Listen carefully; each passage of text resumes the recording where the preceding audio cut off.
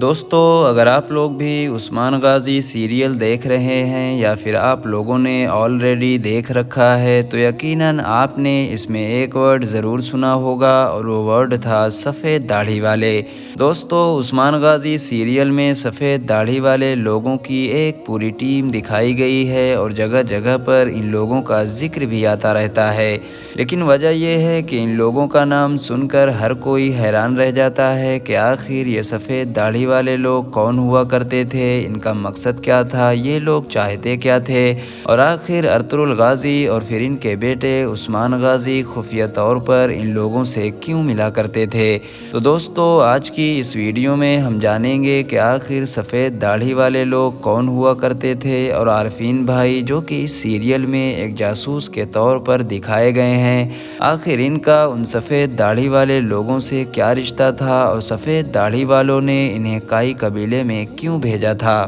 تو دوستو، جیسا کہ ہم سبھی لوگ جانتے ہیں کہ آج بھی پوری دنیا میں جتنی بھی دیش ہیں، سارے دیشوں کی لگ بھگ ایک خفیہ تنظیم ہوا کرتی ہے، یعنی ایک ایسی سیکرٹ ٹیم ہوتی ہے کہ جو اپنے دیش کی حفاظت کرتی ہے، جگہ جگہ سے خبریں لا کر دیا کرتی ہے۔ اسی طرح سے اس دور کے ترک مسلمانوں کی بھی ایک خفیہ تنظیم تھی جسے آج سفید داڑھی والے لوگوں کے نام سے ہم لوگ جان رہے ہیں۔ دوستو، یہ وہی تنظیم تھی کہ جس کا کام اسلامی سلطنتوں کی مدد کرنا تھا۔ ان کے جاسوس خفیہ طور پر دشمنوں کے قلعوں میں گھس جایا کرتے تھے اور ان سے بڑی بڑی خبریں لا کر اسلامی سلطنتوں کو دے دیا کرتے تھے اور مسلمانوں کی کامیابیوں کے لیے ہی ہمیشہ کام کیا کرتے تھے۔ تو دوستو، وہ سفید داڑھی والی تنظیم ہی تھی کہ جس نے عثمان غازی کی اس سلطنت عثمانیہ کو قائم کرنے میں ایک اہم کردار ادا کی تھی، اور عثمان غازی کو ایک ایسی عظیم سلطنت جو لمبے وقت تک باقی رہے، اس کو قائم کرنے کا جو مشورہ دیا تھا وہ بھی سفید داڑھی والی تنظیم کے لیڈر نے ہی دیا تھا۔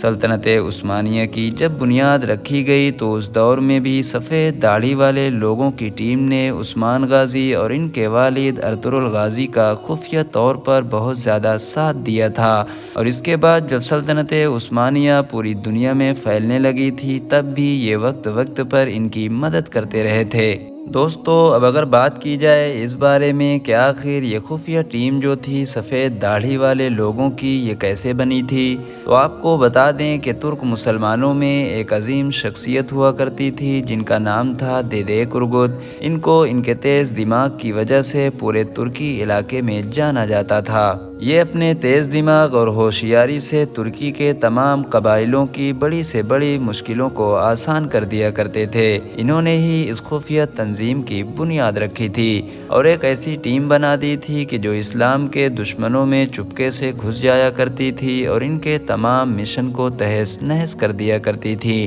دوستو، اب اگر بات کی جائے عارفین بھائی کے بارے میں کہ آخر عثمان غازی سیریل اور ارطغرل غازی سیریل میں عارفین بھائی کا جو کیریکٹر دکھایا گیا ہے اس کا کیا مقصد ہے اور آخر وہ کس کے لیے کام کرتا ہے، تو دوستو آپ کو بتا دیں کہ عارفین بھائی سفید داڑھی والے لوگوں کی جو خفیہ ٹیم ہے اسی کے ہی ایک ممبر ہوا کرتے تھے، اور وہ ایک جاسوس بن کر ہی کائی قبیلے میں داخل ہوئے تھے تاکہ سلجوقی سلطنت کے شہزادے یعنی شہزادہ نعمان اور ان کے بیٹے کی حفاظت کر سکے۔ اور اس کے علاوہ آپ نے سیریل میں یہ بھی دیکھا ہوگا کہ جب ترگت کو صلیبیوں نے اپنے قلعے میں قیدی بنا لیا تھا تو وہ جاسوس بن کر کس طرح سے صلیبیوں کے قلعے میں داخل ہو گئے تھے اور ترگت کی مدد کی تھی۔ ساتھ ہی انہوں نے جاسوس بن کر قلعے کے بہت سارے راستوں کو بھی معلوم کر لیا تھا اور ان کی خبر جا کر ارطغرل غازی کو دے دی تھی، جس کی مدد سے ارطغرل غازی نے بعد میں اس قلعے کو فتح کر لیا تھا۔